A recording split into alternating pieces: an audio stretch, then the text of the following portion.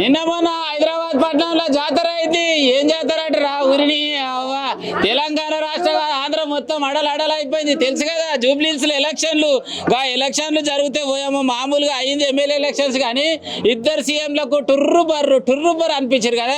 ఏదేమైనా కూడా హైదరాబాద్ పట్టణంలో ఎలక్షన్లు అయిపోయినాయి.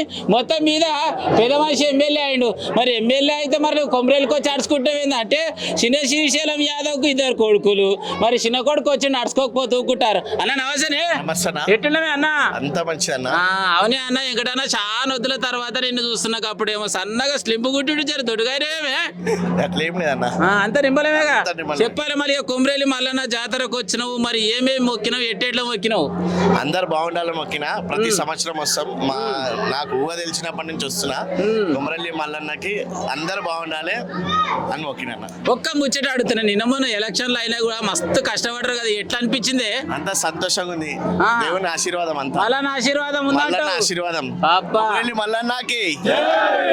రైట్. ఏదేమైనా కూడా మల్లన్న స్వామి ఆశీర్వాదం ఉంది కాబట్టి నింబలంగా మళ్ళీ ఆ స్వామి ఆశీర్వాదం గెలిచినాం కాబట్టి చెప్పేసి 2 ముచ్చట్లు చెప్పిండు.